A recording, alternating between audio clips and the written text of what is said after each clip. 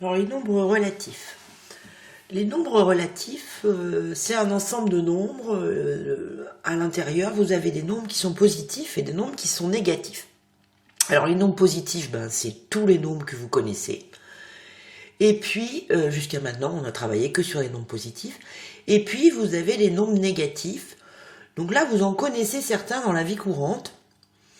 Donc par exemple, les températures. Là, quand il fait froid, les températures en dessous de 0, par exemple, quand il fait -10, voilà, ça c'est un nombre négatif. Vous avez d'autres cas où vous avez rencontré des nombres négatifs aussi. Pensez dans un ascenseur, eh bien quand on descend dans les sous-sols, c'est -1, -2, -3.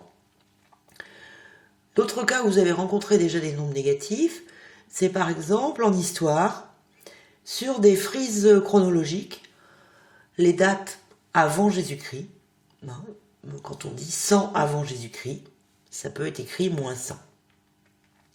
D'autres cas de nombres négatifs rencontrés dans la vie courante, ça peut être pour des altitudes, alors plutôt des profondeurs.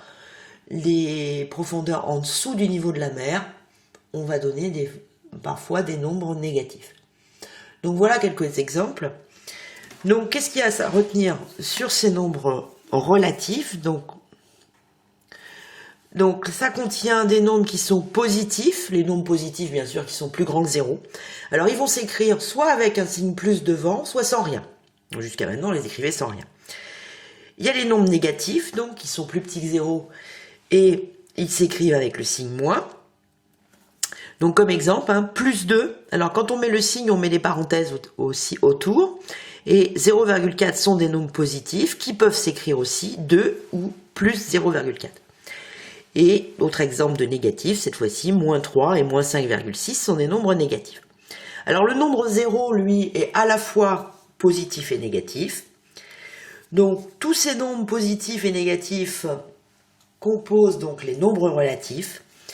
Et lorsque vous avez deux nombres qui ont la même valeur numérique, mais qui n'ont pas le même signe, donc ici vous avez -6 et +6, on dit que -6 est l'opposé de +6, ou 7,2 est l'opposé de -7,2. Donc voilà, si on change le signe d'un nombre relatif, eh bien on va obtenir son opposé. Alors, comment est-ce qu'on place ces nombres sur un axe? Donc c'est le C31. Donc l'abscisse d'un point est un nombre relatif qui va repérer ce point. Donc vous avez votre droite graduée. Donc le point O qui est l'origine, son abscisse est 0. On a choisi une unité ici, donc le point I, son abscisse est 1. Donc si je vais vers la droite, donc je suis dans les positifs, 0, 1, 2, 3, 4 et ainsi de suite. Et lorsqu'on va aller vers la gauche, à partir du 0, eh bien on a 0. Donc cet intervalle là vaut 1. Donc là on est à -1, -2, -3, -4. Toujours à partir du 0. Donc l'abscisse du point O c'est 0. L'abscisse du point I, c'est 1.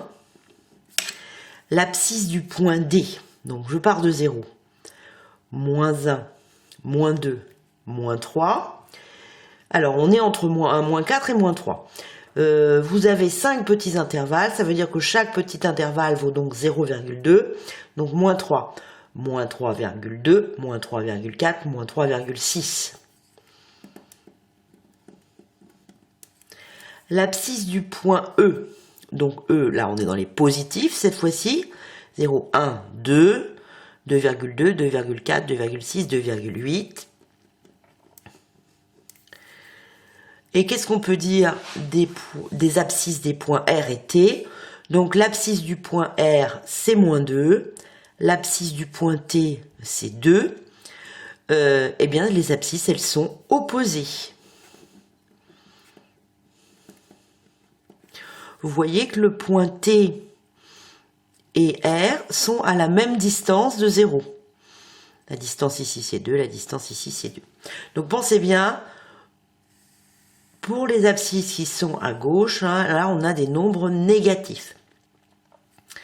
Et pensez bien toujours à partir de 0 pour voir où sont placés les points.